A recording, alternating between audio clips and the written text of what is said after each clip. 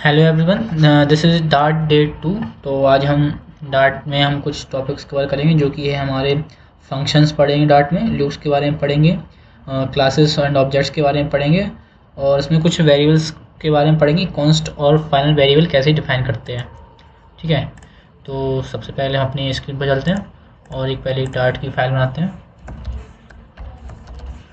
Dart की जो file बनती है वो डार्ट एक्सटेंशन के साथ बनती है। ठीक है, तो इसके अंदर हम डार्ट की कोड लिखते हैं डार्ट एक्सटेंशन फाइल के अंदर। ठीक है, तो हम सबसे पहले स्टार्ट करेंगे लूप्स के साथ कि डार्ट में लूप्स कैसे हम यूज़ कर सकते हैं, कैसे डिफाइन कर सकते हैं। तो सबसे पहले हम पढ़ेंगे लूप्स के बारे में। बेसिकली वैसे लूप्स दो तरीके के होते हैं। जो पहला अपना होता है वाइल लूप, आपको पता ही होगा, और दूसरा होता है अपना फॉर लूप। ठीक है, और वैसे डार्ट में जो डबल स्लैश के साथ हम जो लिखते हैं इसको हम कमेंट्स कहते हैं। ओके, जो डबल स्लैश के साथ हमें कमेंटिंग देने की लाइन पे तो हम डबल स्लैश के साथ करते हैं। ठीक है, तो अगर मैं इधर लिखता हूँ टू टाइप्स के लूप्स होते हैं, while loop and for loop. अच्छा, और फिर इसमें एक और होता है हमारा डू वाइल लूप। ठीक है, जो वाइल का ही एक पार्ट समझ सकते हो, डू वाइल लूप। ठीक है, तो इसमें और जो हमारे फॉर लूप होते हैं इसके भी जैसे दो सब पार्ट समझ लीजिए। एक इसका होता है अपना जनरल फॉर लूप जो होते हैं अपने, और दूसरा जो है वो है अपना फॉर इन लूप। ठीक है, तो बेसिकली होते हैं दो टाइप के, या फिर इसको तीन समझ लीजिए। ठीक है, तीन टाइप के होते हैं। और लूप्स में इसमें फॉर लूप जो होता है वो दो सब टाइप में डिवाइड होता है, general loops, general for loop है ना, और एक होता है फॉर इन लूप। ठीक है, तो हम पहले इसका देखेंगे कैसे डिफाइन करते हैं। तो हम जब ऐसे फॉर लूप डिफाइन करते हैं तो ऐसे इसका सिंटेक्स होता है फॉर कीवर्ड के साथ डिफाइन करते हैं। ठीक है, और उसके बाद हम पैरेंथेसिस लगाते हैं। इस पैरेंथेसिस के अंदर हम कुछ कंडीशन देते हैं कि कुछ ऐसे मान लीजिए हमने लिख दिया कि सबसे पहले इससे तो नहीं, वो अपना देते हैं void main। ठीक है, हम कोड लिखेंगे तो void main, जो कि मैंने बताया था कि void main के अंदर डार्ट के सारे कोड इसी मेन फंक्शन के अंदर लिखे जाते हैं। अगर मैंने लिख दिया void main और जैसे मैंने एक नंबर डिफाइन कर दिया, जैसे लिख दिया मैंने int num इक्वल टू 5। ठीक है, और इधर जैसे और मैं लिख दूँ कि फॉर नंबर इक्वल टू 1। ठीक है, इधर एक काम कर दो, 1 कर दो, फॉर नंबर इक्वल टू 1 और नम लेस देन इक्वल टू 10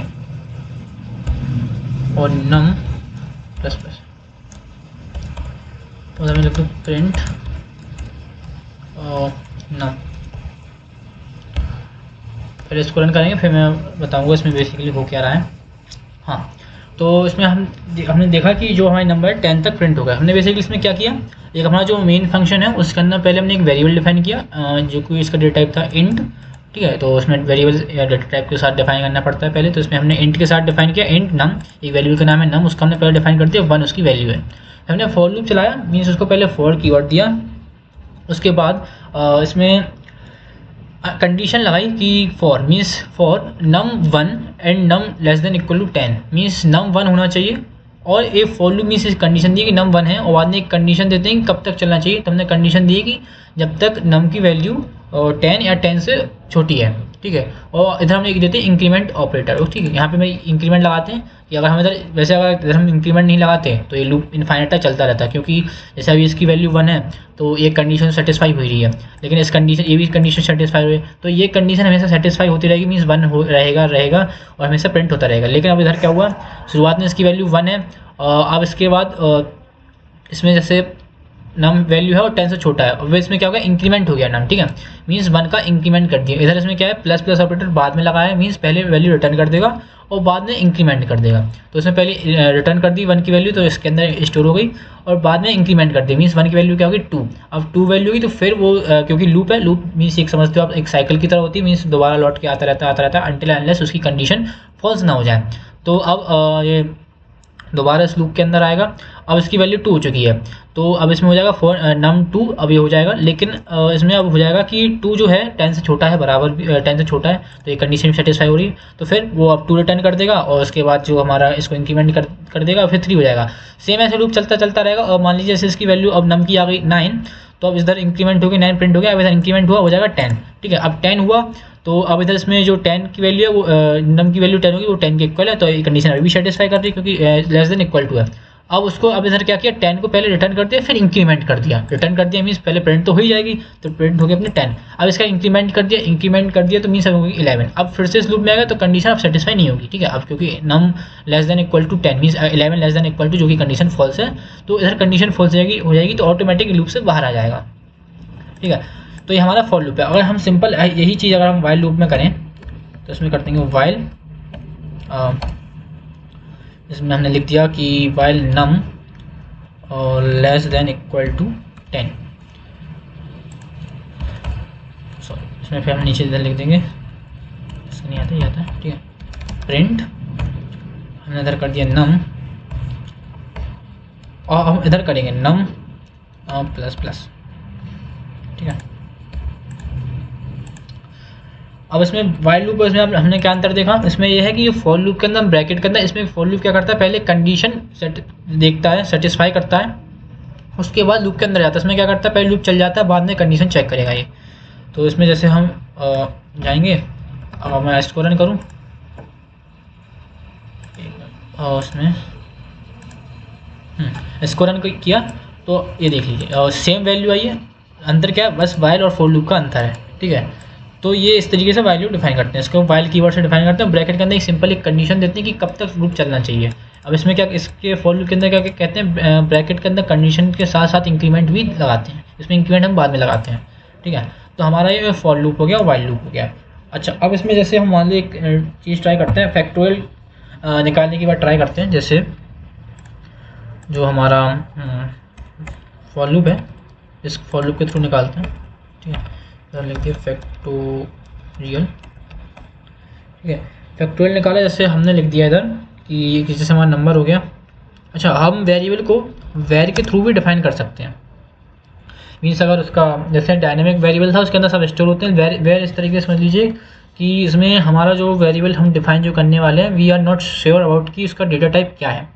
अगर जैसे लार्ज स्केल डेवलपमेंट, जैसे हम कोई वेरिएबल डिफाइन करते हैं, हम चाहते हैं कि कुछ तो वैल्यू रिटर्न हो तो इस वेरिएबल के अंदर स्टोर हो, लेकिन हम श्योर नहीं है कि वो वैल्यू हमारी क्या होगी, मीन्स इंटीजर होगी या स्ट्रिंग होगी।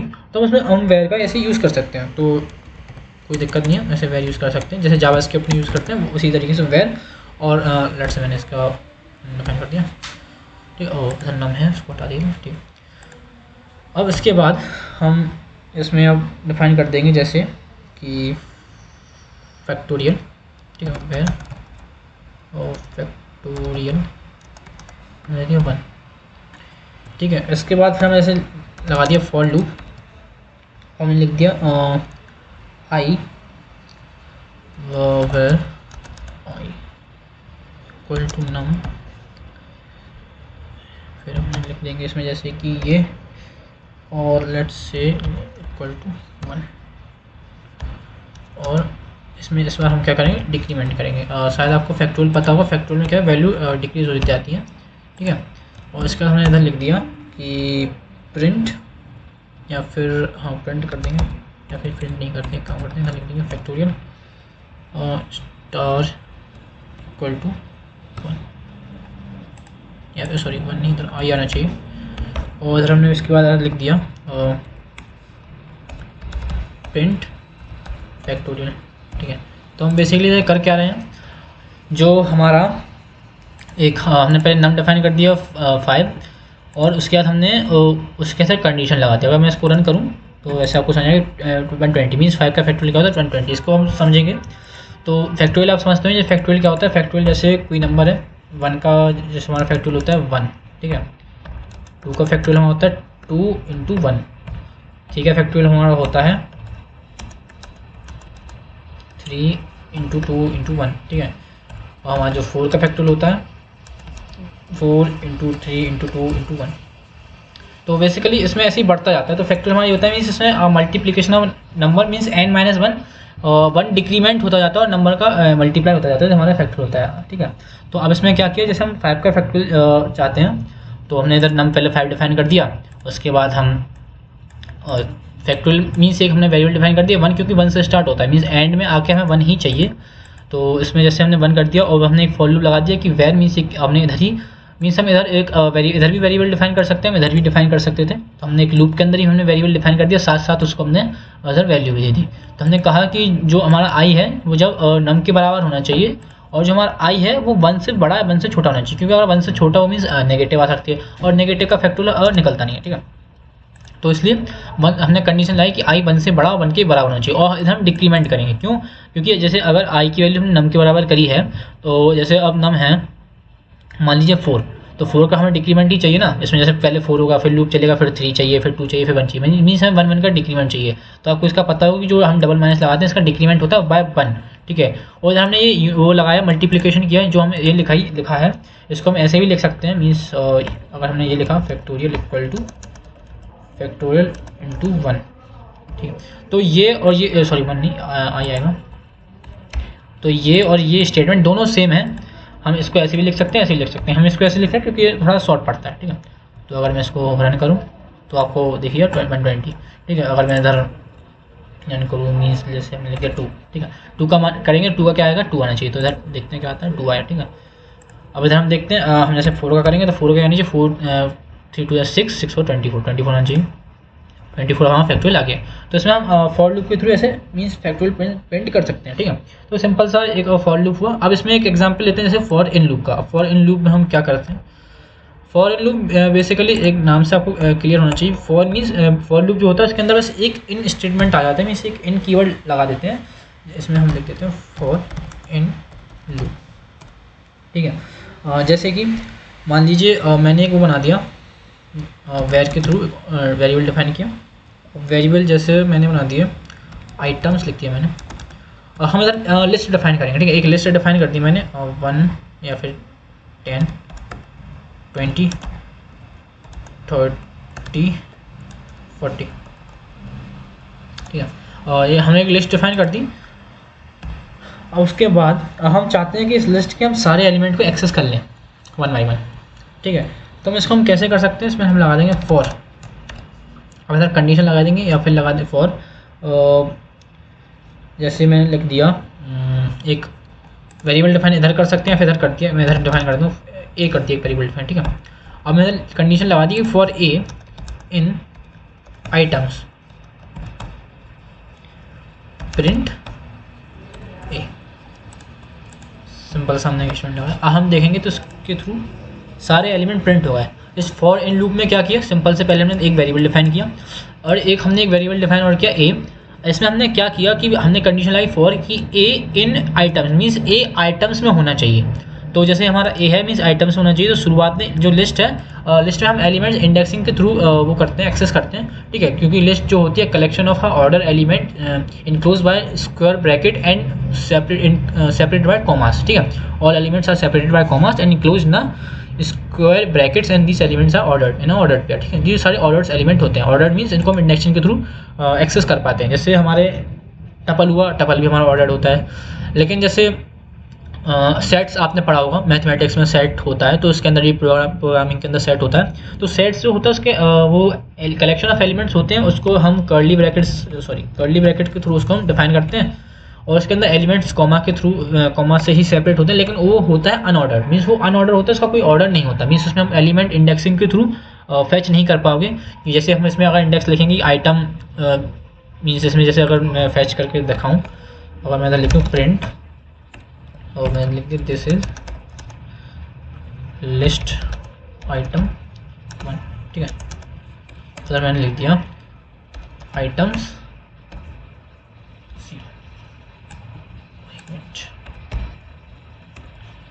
इसमें ऐसे करेंगे, इसको कर्ली ब्रैकेट्स कंकेटनेशन करेंगे लिस्ट का सॉरी स्ट्रिंग का। ठीक है, और इसमें हम लिख देंगे आइटम 0,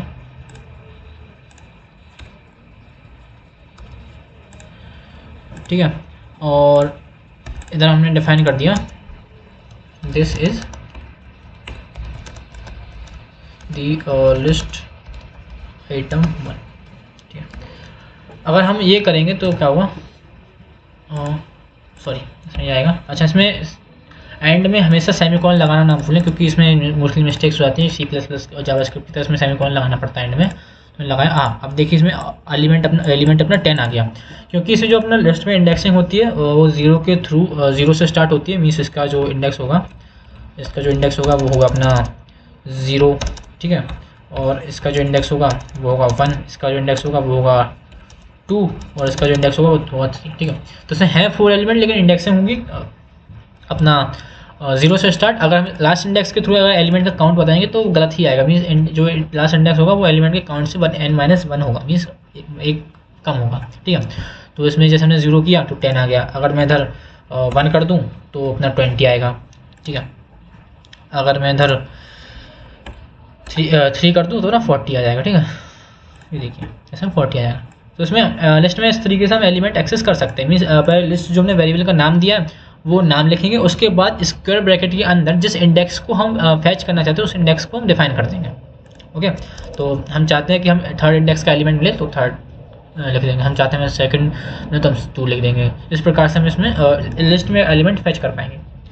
और फॉर लूप हमने इसका बता दिया। फॉर लूप में क्या किया कि जो हमारा ए है आइटम्स के अंदर होना चाहिए, लिस्ट ऑर्डर्ड होगा तो सबसे पहले स्टार्टिंग 10 से होगा, तो 10 आया तो ए की वैल्यू क्या होगी 10, तो पहले प्रिंट 10 हो गया। फिर उसके बाद फिर लूप चलेगा, क्योंकि लूप है जब तक कंडीशन फॉल्स ना हो जाए चलता ही रहेगा। अब इसमें ए इन आइटम्स तो फिर पहले 10 हो चुका है, अब इस इधर से चलेगा, मीन्स लेफ्ट टू राइट चलेगा, तो फिर 20 आ जाएगा, फिर 20 प्रिंट कर देगा, फिर 30 आया 30 प्रिंट कर जाएगा, 40 आया 40 प्रिंट कर देगा, 40 का अंदर कोई एलिमेंट बचा नहीं तो एक कंडीशन फॉल्स हो जाएगी, मीन्स अब एक इसके आइटम्स के बाहर चला गया, तो इसमें ये बाहर चला जाएगा तो कंडीशन फॉल्स होगी, तो इधर ये फॉर इन लूप जो होगा हमारा ब्रेक हो जाएगा, ठीक है। तो इधर हमारे एक फॉर इन लूप होता है, ठीक है। तो बेसिकली इसमें फॉर लूप्स का हमने समझ लिया, ठीक है। हमारा है while loop, for loop, general for loop हमें जो ये थे, ठीक है, general loop and for loop. इसके बाद आता है हमारा डू वाइल लूप। अब हम डू वाइल लूप में क्या करते हैं उसका देखते हैं, ठीक है। तो हम डू वाइल लूप देखते हैं।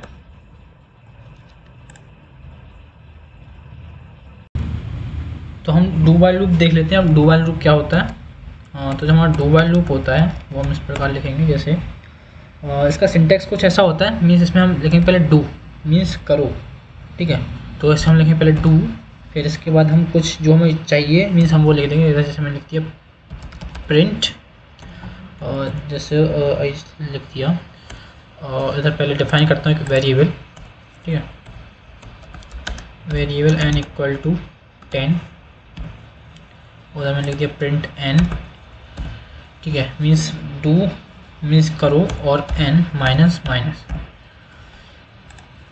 थोड़ा सा इसको समझने की कोशिश करेंगे। मीन्स इसमें लिखा है पहले डू मीन्स क्या करना है, उसका वाइल मीन्स कब तक करेंगे, वाइल या फिर सॉरी इसमें ये आएगा, एक बार आता है n greater than equal to 0, ठीक है।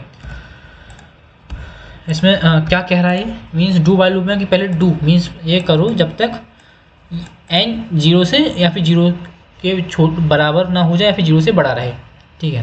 तो इसमें कंडीशन बाद में डिफाइन कर दिया, इसमें पहले बोल दिया कि ये करना है, ठीक है। अगर इसको प्रिंट करो तो अपने डिसेंडिंग ऑर्डर में प्रिंट हो गया 10 9 8 7 6 5 4 3 2 1। तो डू वाइल लूप कुछ इस प्रकार इसमें होता है, ठीक है। तो इसमें तीनों कुछ ऐसे आप देख लीजिए, ये हमारा डू वाइल लूप है, ये हमारा वाइल लूप इस प्रकार होता है, ठीक है। इसमें वाइल लूप में हम क्या करते हैं मीन्स वाइल लगा के कंडीशन देके उसके अंदर ही उसकी बॉडी में पहले ही डिफाइन करते हैं क्या करना है, मीन्स इसमें पहले कंडीशन चेक करेगा फिर करेगा। इसमें क्या करते हैं पहले कर दो बाद में फिर कंडीशन चेक कर दो, इसमें बेसिकली ये करते हैं, ठीक है।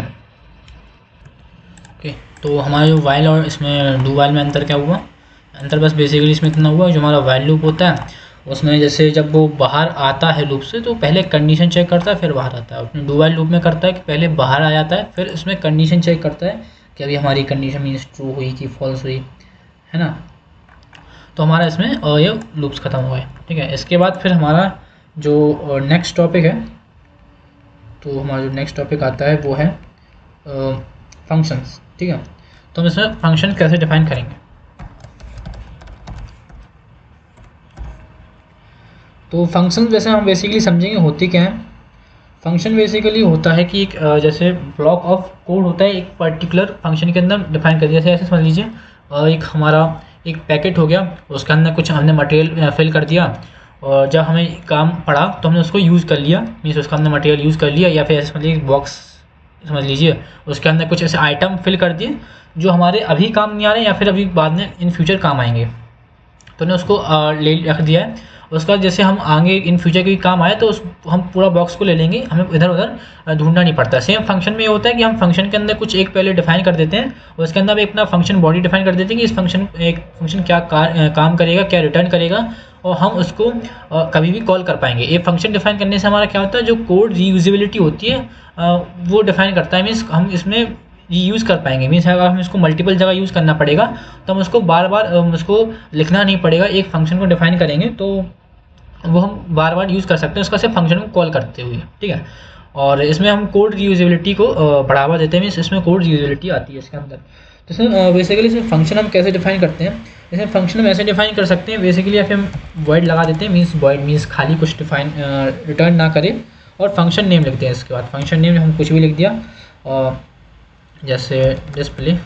ठीक है, उसके बाद फंक्शन नेम आता है। ऐसा हम फंक्शन ऐसे डिफाइन कर सकते हैं और इसके बाद फंक्शन बॉडी आती है इधर, या फिर हम फंक्शन जस्ट उसका नाम लिख के भी डिफाइन कर सकते हैं। मीन्स हमने लिख दिया डिस्प्ले, हमने ऐसे भी कर सकते हैं। ठीक है, तो वॉइड मीन्स जैसे हम पहले डिफाइन कर देते हैं फंक्शन को रिटर्न नहीं करेगा, मीन्स खाली फंक्शन होगा, मीन्स सिर्फ वो कुछ वर्क करेगा, कोई पर्टिकुलर वैल्यू रिटर्न नहीं करेगा। तो हम वॉइड फंक्शन बेसिकली यूज़ कर सकते हैं। तो जैसे मैंने इसमें लिख दिया और डिस्प्ले में प्रिंट, हम लिख दिया this is the display function, और हमारा ये फंक्शन रेडी हो गया। इसमें बस इतना सा ही लगता है, इसमें फंक्शन नेम डालिए और फंक्शन हमारा और डिफाइन हो जाता है। फंक्शन इसमें कॉल करना हुआ तो इसमें बस बेसिकली कुछ नहीं, इसके अंदर उधर लिख दिया। अगर मैं इसको रन करूँ नहीं आ गया। इसमें हमने कोई अब हमें इधर क्या हो गया, एक मैंने फंक्शन पहले डिफाइन कर दिया डिस्प्ले, अब उसके अंदर एक मैंने कोड लग दिया कि ये जो डिस्प्ले फंक्शन होगा वो ये काम करेगा, मीन्स ये प्रिंट करेगा। अब मैं इसको जितनी बार चाहूँ उसको मैं प्रिंट कर सकता हूँ। मैंने इतनी बार लिख दिया तो अब यही प्रिंट करेगा। इधर हमने एक क्या आसानी पड़ी, हमें से भी एक बार फंक्शन डिफाइन करना पड़ा, इसको हम कहीं भी अब कॉल कर सकते हैं। मीन्स इसको हम कहीं भी कॉल करें, कहीं भी उस फंक्शन को एग्जीक्यूट करा सकते हैं, है ना। तो अच्छा, अब इधर फंक्शन जो पैरेंथेसिस था ये क्या काम करता है, इधर हम बेसिकली क्या कहते हैं, अपने फंक्शन के पैरामीटर्स या फिर आर्गुमेंट्स उन्हें कह सकते हैं, वो दे सकते हैं।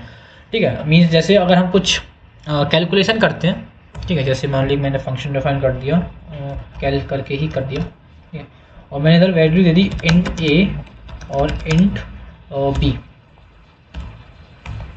ठीक है, और हमने दो वैल्यू दे दी। हम चाहते हैं कि एक इंट सी है उसके अंदर ए प्लस बी हो जाए। ठीक है, और बाद में क्या हो जाए, इधर हो जाए प्रिंट, इसमें हम लिख देंगे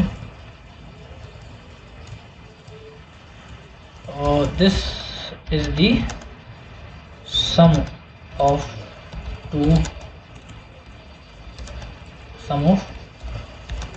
नंबर्स। ठीक है, और हम इधर ये लगा देंगे सी। ठीक है, बेसिकली इसमें मैंने बताया इसमें जो स्ट्रिंग के अंदर कुछ कंकैटिनेट करते हैं, मीन्स स्ट्रिंग के अंदर कुछ हम एक वेरिएबल पास करना चाहते हैं। ठीक है, तो उसके अंदर स्ट्रिंग के अंदर वेरिएबल कुछ इस प्रकार पास करते हैं, डॉलर का साइन लगाते हैं, उसके बाद कर्ली ब्रैकेट के अंदर जो प्रेफर्ड वेरिएबल होता है उसको दे सकते हैं। तो इस तरीके से हम इसमें वेरिएबल पास कर सकते हैं। मीन्स एक बड़ा सिंपल सा और बड़ा इफेक्टिव मेथड है। ठीक है, अच्छा, अब हम फंक्शन कैसे कॉल करेंगे, फंक्शन कुछ ऐसे कॉल करेंगे, इसको हटा दूँ। अगर मैं इधर लिखूं कि कैल, अगर मैं इतना इधर लिख दूं, इधर आएगा एरर। एरर क्यों आएगा, क्योंकि बेसिकली जो फंक्शन के अंदर जो हम पैरामीटर दे देते हैं तो ये हो जाते हैं हमारे रिक्वायर्ड आर्गूमेंट। ठीक है, जो रिक्वायर्ड होते हैं मीन्स ज़रूरी होते हैं कि इनके बिना ये फंक्शन नहीं चलेगा। अगर इंटीजर्स या फिर जो वेरिएबल्स हम फंक्शन के अंदर डिफाइन करते हैं, जैसे इंट सी है तो ये एक फंक्शन के अंदर मीन्स जैसे समझ सकते हैं जो प्राइवेट होता है डेटा टाइप वो हो गया ये, मीन्स ये सिर्फ फंक्शन के लिए ही फंक्शन ही यूज़ कर पाएगा। लेकिन जो इधर हम फंक्शन के साथ जो पैरामीटर्स देते हैं वो हमें रिक्वायर्ड हो जाते हैं जब फंक्शन कॉल करना होता है, ठीक है। तो जैसे अभी हमने इसके अंदर हमने कुछ वैल्यू दे दी 5, 10, ठीक है। और अगर अब मैं इसको रन करूँ तो इधर आना चाहिए the sum of two number is 15। Basically इधर क्या हुआ, हमने वही सेम एक फंक्शन बना दिया, उसके अंदर एक हमने ब्लॉक मीन्स एक फंक्शन की बॉडी लिख दी, और हमने अब क्या कर दिया कि उसके अंदर जो वैल्यू थी रिक्वायर्ड वैल्यू इंट ए इंट बी वो दे दी।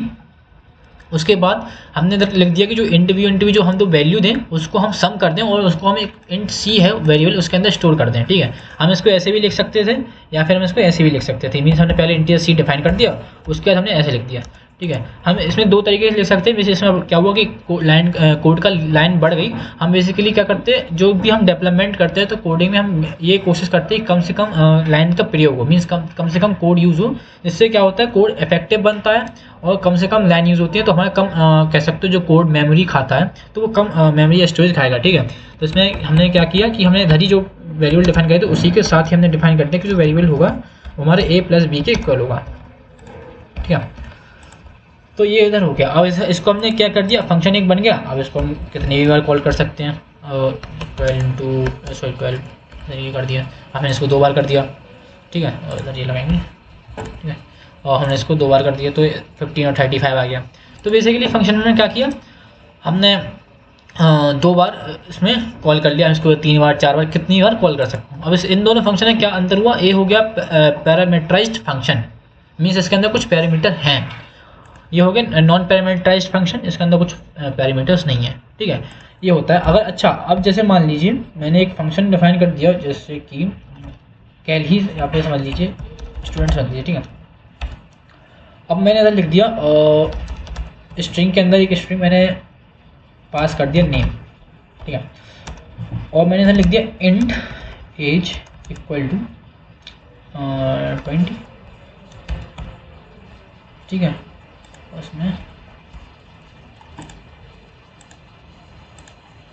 सॉरी 20 नहीं। अब ऐसे हमने क्या कर दिया, हमने बेसिकली जो अपना फंक्शन था उसके अंदर एक इंटीजर इंट पास कर दिया। और हम इधर ऐसा भी लिख सकते हैं कि प्रिंट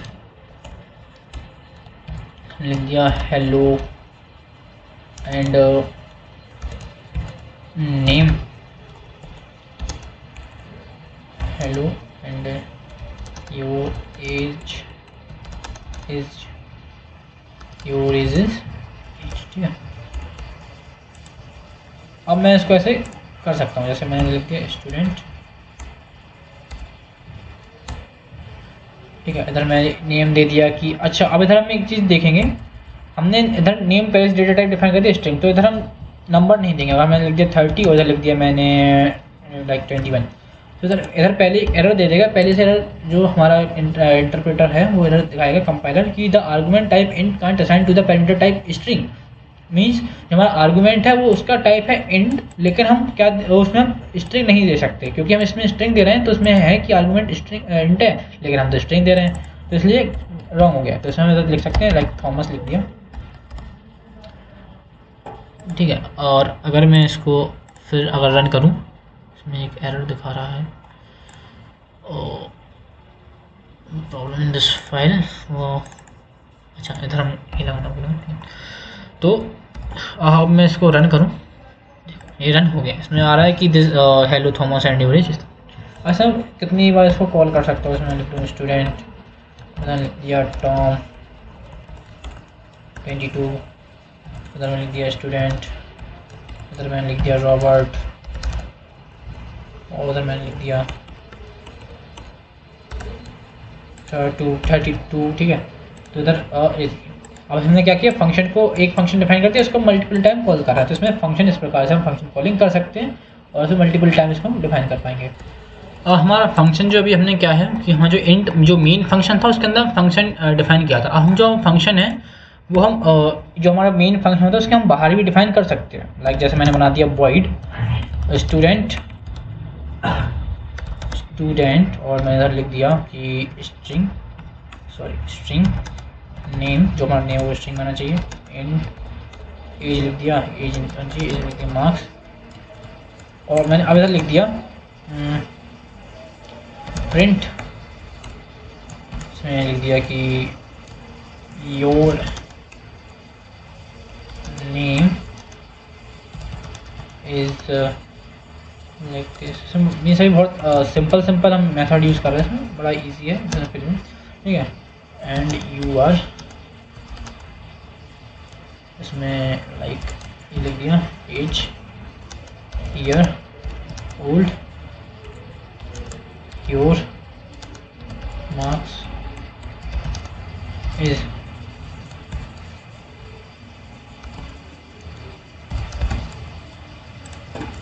अच्छा, अब हमने इधर क्या किया, जो हमारा फंक्शन था, अपने जो मेन फंक्शन था उसके बाहर बनाया, लेकिन जो हमारा फंक्शन कॉलिंग होगा वो हमेशा मेन फंक्शन के अंदर होगा, ठीक है। ये मैटर नहीं करता कि आप मेन फंक्शन के ऊपर बनाओ, नीचे फंक्शन डिफाइन करो, फंक्शन हमेशा कहीं कहीं बना सकते, लेकिन जो हमारा फंक्शन कॉलिंग होगी वो हमेशा मेन फंक्शन के अंदर होगी। ये बात बिल्कुल समझ के चलिए कि जो हमारी जो कोड रन होगा वो हमेशा मेन फंक्शन का ही रन होता है। इसके थ्रू, इस कोड के अंदर जो हम फंक्शन वगैरह लिखते हैं, जो वैल्यूज़ वगैरह लिखते हैं, मीन्स हमने इधर हमने लिख दिया लाइक मैंने लिख दिया स्टूडेंट, और इधर मैंने नेम लिख दिया और रॉबर्ट, ठीक है। एज इसकी है 22, और इसके मार्क्स लाइट फ्लैक्स 91, ठीक है, इसके 90 मार्क्स हैं। अब इसमें हमने क्या है कि फंक्शन जो हमारा है हमेशा मेन इसके अंदर कॉल होगा, मेन फंक्शन के अंदर कॉल होगा, क्योंकि हमेशा यही फंक्शन करता है। तो इधर नीचे आएगा, इधर ये देखेगा कि ये फंक्शन है, इस अब क्या करेगा कि हमने इधर फंक्शन जो डिफाइन कर दिया है, तो इस फंक्शन के थ्रू अब इस फंक्शन के अंदर आ जाएगा वो, है ना। इस फंक्शन कॉलिंग के थ्रू इस फंक्शन को कॉल करेगा इन वैल्यूज़ के साथ, और फिर फंक्शन को एग्जीक्यूट कर देगा, ठीक है। तो बेसिकली हम फंक्शन को अंदर भी डिफाइन कर सकते हैं, बाहर भी डिफाइन कर सकते हैं फंक्शन को, और बाद में कॉल कर सकते हैं, ठीक है। अब फंक्शन में एक चीज़ और देखते हैं, अभी जैसे फंक्शन जो थे कुछ ऐसे रिटर्न नहीं कर रहे थे, ओके। अब जैसे मान लो एक जो अभी जो वॉइड फंक्शन थे, मीन्स कुछ रिटर्न नहीं करेंगे। जैसे मान लो मैंने इधर फंक्शन बना दिया, जैसे देख कैल, और मैंने इधर लिख दिया इंट ए, इंट बी, और मैंने लिख दिया कि int c equal to a plus b, ठीक है। और इधर मैंने कर दिया रिटर्न सी, ठीक है।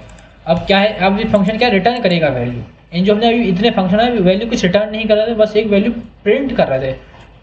आप समझिए जो प्रिंट करने में और रिटर्न करने में अंतर है, ठीक है। इसमें फंक्शन क्या है, डायरेक्टली इधर एग्जीक्यूट होकर इधर ही प्रिंट कर दिया, इधर क्या करेगा फंक्शन एग्जीक्यूट होकर एक वैल्यू रिटर्न कर देगा, ठीक है। हमारे अब इस वैल्यू रिटर्न कर दिया, अब रिटर्न वैल्यू को हम क्या कर सकते हैं, किसी वेरिएबल के अंदर स्टोर कर सकते हैं, ठीक है।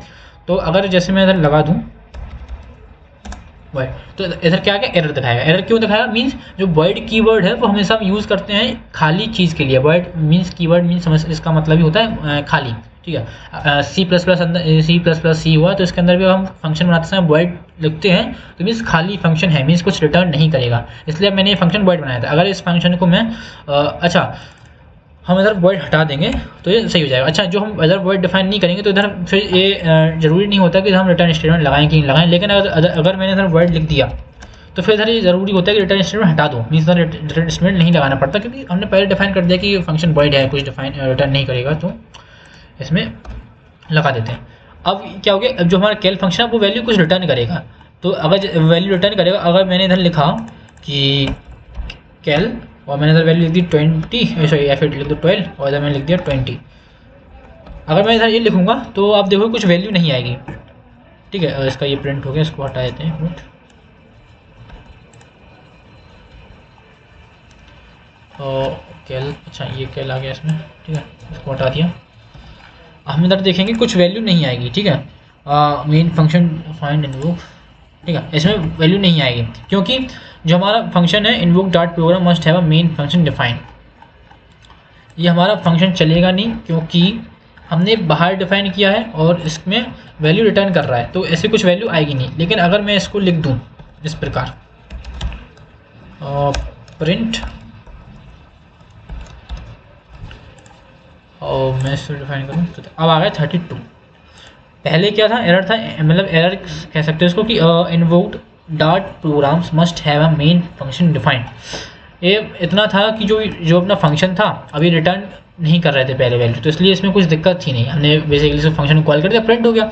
ये फंक्शन क्या था, वैल्यू रिटर्न कर रहा था। अब हमने जैसे इसमें अकेला प्रिंट के बिना लिख दिया, अभी वैल्यू रिटर्न हो गई, मीन्स अभी कहीं ना स्टोर करी ना कुछ, बस इसने वैल्यू रिटर्न कर दी ना, इसको प्रिंट कराया ना कहीं ऐसे इसमें डिस्प्ले कराया, तो इसलिए इसमें एरर आ गया कि इसको मेन फंक्शन के अंदर आना चाहिए, इसका डाट का एरर आ जाएगा ये। इसलिए इसको हमने प्रिंट के अंदर लिख दिया, मीन्स इसके अंदर जो वैल्यू थी हमने स्टोर कर लिया। इसको हम ऐसे भी कर सकते हैं, और उसमें वैल्यू थी तो हम इसको किसी के अंदर स्टोर भी करा सकते हैं। एक हमने वेरिएबल बना दिया इंट, या फिर इसको दिया वेर, हम इसके अंदर वैल्यू स्टोर भी कर सकते हैं। ठीक है, तो प्रिंट जो हमारा है, सॉरी रिटर्निंग जो फंक्शन होता है उसका इसमें फ़ायदा हो जाता है थोड़ा। एंड उनको वैल्यू 32 ही आई। अब हमने क्या की, रिटर्न वैल्यू थी, मीन्स इसमें पहले हमने फंक्शन कॉल किया, उसके अंदर वैल्यू पास कर दी 12 20, अब वो वैल्यू इसने रिटर्न कर दी सी, अब वो इसके अंदर सी वैल्यू आ गई, अब वो हमने सी वैल्यू डी के अंदर स्टोर कर दी, और उसके अंदर हम बाद में आगे कैलकुलेट कर सकते हैं। तो हमारा इसमें रिटर्निंग फंक्शन हो गया।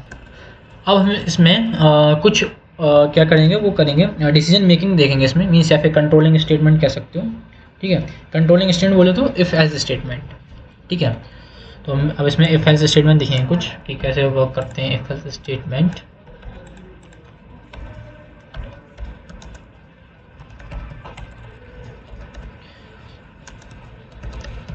इफ एल्स स्टेटमेंट बेसिकली आपको वैसे पता ही होगा, जो इफ एल्स स्टेटमेंट होते हैं वो बुलियंस वैल्यू पे, रिटर्निंग वैल्यू पे काम करते हैं, मीन्स ट्रू और फॉल्स पे ही काम करते हैं। बेसिकली इफ एल्स स्टेटमेंट में होता है कि हमने कंडीशन डिफाइन कर दी कि इफ, एक कंडीशन डिफाइन कर दी कि अगर कंडीशन ट्रू हुआ तो ये करना चाहिए, अगर कंडीशन फॉल्स हुआ तो ये करना चाहिए। बेसिकली इसमें ये हो जाता है, अगर हमने इसमें लिख दिया कि इंट ए इक्वल टू 20, और हमने लिख दिया इंट बी इक्वल टू 12, ठीक है, और इधर मैंने लिख दिया if a is greater than 20, या फिर इसमें लिख दिया a is greater than b, then लिख दिया print a is greater। ठीक है, इसमें क्या करेगा, इसमें कुछ नहीं, एक हमने जो इफ स्टेटमेंट लगाया, अब ये जो वैल्यू होगी, मीन्स क्या a b से बड़ा है, तो ये हमेशा क्या करते हैं, बूलियंस वैल्यू रिटर्न करते हैं, है ना। कि अगर मैं इसको अगर प्रिंट करूं तो आप देखोगे इसमें बूलियन वैल्यू आएगी। तो अगर मैं इसको 1 मिनट के लिए कमेंट कर दूं, इसमें क्या कह रहा है कि प्रिंट मीन्स ए बी से बड़ा है, क्या ए बी से बड़ा है, हाँ बिल्कुल बड़ा है, तो क्या आना चाहिए ट्रू। ये देखिए ट्रू आ चुका है। अगर मैं लिख दूं क्या ए बी से छोटा है, फॉल्स नहीं आएगा, है ना, क्योंकि 20 और 12 फर्क है, नहीं आएगा। इसमें लिख दूं क्या ए बी से छोटा या फिर उसके बराबर है, सॉरी इसमें आएगा इधर, ठीक है, ये क्या ए बी से छोटा है, बी के बराबर है, नहीं, फॉल्स आएगा। लेकिन अगर मैं इसमें लिख दूं 20 तो हाँ ट्रू। अगर मैं इधर लिख दूं कि प्रिंट क्या ए बी के बराबर है,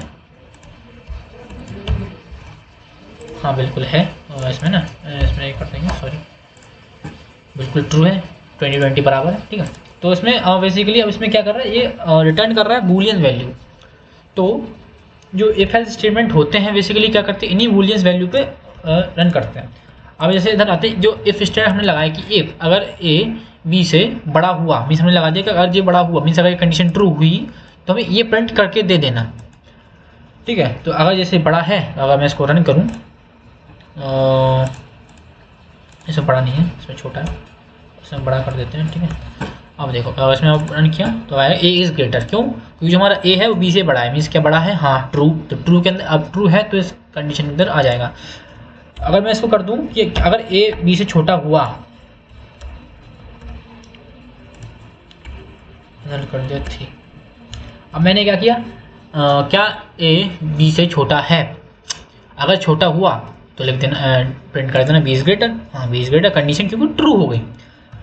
अच्छा, अब क्या अगर कंडीशन फॉल्स हो जाए तो हम उसके लिए यूज़ करते हैं एल्स स्टेटमेंट, लिख दिया एल्स। ठीक है, अगर मैंने लिख दिया अगर ए बी से बड़ा हुआ तो ये कर दो। ठीक है, और मैंने इधर लिख दिया प्रिंट, नहीं तो ये कर दो कि बी इज ये क्या कह रहा है, मीन्स अगर एक कंडीशन ट्रू हुई तो ये प्रिंट कर देना, एल से मीन्स अगर फॉल्स हुई तो ये प्रिंट कर देना। और मैं इसको रन करूँ तो ये इज़ ग्रेटर, ये हो जाएगा। अगर मैं इसमें कर दूँ इसका 9, अब क्या हुआ, ये छोटा हो गया बी से, तो अब क्या आना चाहिए, बी इज़ ग्रेटर। मीन्स क्या हुआ, अपना जो एल्स जो है एक फॉल्स स्टेटमेंट था तो ये चल गया। अच्छा, तो ये होता है इसमें if else means control statement, इस स्टेटमेंट को कंट्रोलिंग करना। अच्छा, इसमें अब जैसे मान लो अभी 2 कंडीशन दिया, जैसे और कंडीशन हुई, ठीक है, अगर मैंने इसमें लिख दिया कि जैसे अगर ये हुआ, अगर मैंने इसमें एक और कंडीशन देना चाहता हूँ तो कैसे देंगे, उसके लिए हम लिखते हैं एल्स, उसके हम लिख देते हैं इफ़, मीन्स एल्स इफ़, और उसके बाद देते हैं कंडीशन इफ, मैंने लिख दिया एल्स इफ बी, फिर मैंने लिख दिया एल्स ए,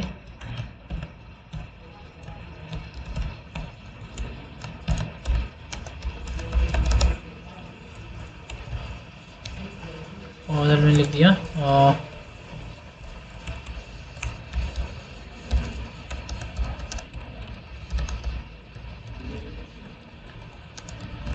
इधर क्या कह रहा है, इधर ये कह रहा है कि अगर एक कंडीशन ट्रू हुई तो ये प्रिंट कर देना, एल्स इफ अगर ये ट्रू नहीं हुई तो ये कंडीशन देखना, अगर ये ट्रू हो गई तो ये प्रिंट कर देना, अगर ये भी ट्रू नहीं हुई तो अगर दोनों कंडीशन फॉल्स होंगे तो फिर फाइनली ये प्रिंट कर देना। तो अभी जो कंडीशन अपनी क्या है कि ए बी से छोटा है, मीन्स बी बड़ा है, तभी अपने ये कंडीशन आनी चाहिए। अगर मैंने लिख दिया 10, अब कंडीशन कौन सी वाली ट्रू नहीं, एल्स इफ वाली, अब क्या है बोथ आर इक्वल। अब मैं इसको लिख दूँ 19, अब क्या या फिर इसको कर दूँ 21, अब क्या ए बड़ा है तो अपना आ जाएगा ये, ठीक है। तो बेसिकली क्या है, ये हमारा इफ एल्स स्टेटमेंट है, कंट्रोल स्टेटमेंट कह सकते हैं उसको, है ना, कि कैसे इसको डिफाइन करते हैं। ओके, तो हमारा इधर ही होता है इफ एल्स स्टेटमेंट। अच्छा, अब हम क्या करते हैं, एक काम करते हैं, हमने फॉर लूप पढ़ लिया, हमने एक इफ एल्स स्टेटमेंट पढ़ लिया, तो एक काम करते हैं, अब दोनों को हम साथ में लगाने की कोशिश करते हैं, ठीक है। उसे जैसे मान लो हमने लिख दिया कि बार एक वेरिएबल डिफाइन करते हैं आइटम लिस्ट, जैसे मैंने लिख दिया रेंडमली नंबर 21, 29, 12 और 21, 12, ठीक है, 22, 23, 22, इधर मैंने लिख दिया 56, इधर मैंने लिख दिया 41, इधर मैंने लिख दिया 99, इधर मैंने लिख दिया 100, इधर मैंने लिख दिया 69, ठीक। तो मैंने कुछ नंबर दे दिए, मीन्स एक लिस्ट मैंने बना दी, इसके अंदर कुछ नंबर्स इंटीजर हैं, ठीक है। अब मैं इधर जैसे लिखूँ कि फॉर, मैंने इंट स्टेटमेंट बताया था, है ना, कि फॉर इंट, या फिर लिख दो, हाँ इंट लिख सकते हैं, इंट लिख दो, इंट ए इन आइटम लिस्ट, ठीक है। अब इधर क्या किया कि अगर मैं इधर प्रिंट करूँ तो आपको मैं दिखाऊंगा, तो इसमें क्या होगा, बेसिकली इसमें क्या होगा, अपने सारी एलिमेंट्स प्रिंट होकर आ जाएंगे। लेकिन मैं चाहता हूँ कि जो हमारे स्टेटमेंट जो एलिमेंट्स हैं वो सारे इवन आए। अब इसमें क्या करना चाहिए, इसमें हम अब इफ स्टेटमेंट इधर काम आएगा, ठीक है, कि इफ जो हमारा ए हुआ, ठीक है, उसको हम डिवाइड करेंगे, मीन्स रिमाइंडर निकालेंगे, रिमाइंडर का बताया परसेंट से निकालते हैं, रिमाइंडर अगर 2 से डिवाइड करने पे अपना आता है इक्वल टू 0, तो अपने कर देना प्रिंट, इधर कर दिया हमने एलिमेंट इज इवन, ठीक है, और इधर हमने लिख दिया इसके अंदर उस एलिमेंट को वो कर देंगे, पास कर देंगे, मीन्स इसको प्रिंट कर देंगे। अब इसको प्रिंट करेंगे, ये हमारे इसके अंदर इवन एलिमेंट्स आ गए, ठीक है, कि जब सबसे पहले इसमें देखेंगे तो लिस्ट के अंदर पहले आया 12 इस फॉर लूप के थ्रू पहले ए की वैल्यू 12 हो जाएगी, फिर इस स्टेटमेंट के अंदर जो हमारी ए है उसको हम 2 से डिवाइड करेंगे, लेकिन हमें रिमाइंडर चाहिए, मीन्स अगर 2 से जो डिविजल होते हैं वैल्यूज़ वही होते हैं जो अगर 2 से डिवाइड करने पर रिमाइंडर 0 दें, तो मीन्स वो 2 से 2 के मल्टीपल्स हैं, मीन्स इवन है। तो इसको हमें रिमाइंडर चाहिए, तो हम इस मॉडुलस के परसेंट साइन, इसको मॉडुलस कहते हैं वैसे, तो इसके थ्रू हम जो करेंगे डिफाइन, ठीक है। तो हमने कहा कि अगर रिमाइंडर 0 के बराबर है तो नंबर इवन है, उसको प्रिंट कर दो, और अगर एल्स, इधर लिख देंगे एल्स, इधर ने कर दिया प्रिंट नंबर इज, या फिर लिख देंगे एलिमेंट इज ऑड, और हमने इसके बाद में उसको इस प्रकार, ठीक है। अब इसमें क्या हुआ, अब सारे एलिमेंट इसमें डिफाइन कर दिए, कौन सा इवन है कौन सा ऑड है, सारे इसमें पहले से अब इसमें आ चुके हैं, ठीक है। 12 इवन है, 29 ऑड है, 21 ऑड है, 23 ऑड है, 22 इवन है, 56 इवन है, 41 ऑड है, 14 है। अब इसमें बेसिकली क्या हो गया, अब इसके अंदर हम एलिमेंट्स बढ़ाते जाएंगे लिस्ट के अंदर, ये अपना लूप चलता रहेगा, इसमें हम ऑटोमेटिक सारी एलिमेंट्स आ जाएंगे। तो हमने क्या किया, लूप्स का और कंडीशनल स्टेटमेंट का हमने मिक्स करके एक छोटा सा फंक्शन बनाया। इसमें हम क्या इवन एंड ऑड वैल्यूज़ निकाल रहे थे, बड़ा सिंपल सा छोटा सा कॉन्सेप्ट था इसका ये। अब हम इधर देखेंगे कि फंक्शन को अभी हमने क्या किया, जैसे बहुत बड़ा फंक्शन होता है तो इसके अंदर ब्रैकेट के थ्रू लिख दिया। जैसे मान लो हम कोई छोटा मोटा फंक्शन है, तो जैसे मैं लिख दिया कैल, और मैं लिख दिया इधर इंट ए और इधर लिख दिया इंट बी। तो इसमें एक चीज़ होती है एरो फंक्शन, उसके हम क्या करते हैं, जैसे हम ए ब्रैकेट के अंदर इतना सब नहीं लिख के हम सिर्फ इतना लिख देते हैं इक्वल टू, ऐसे एरो बना दिया, इसमें लिख दिया कि ये क्या रिटर्न कर देगा, ए प्लस बी।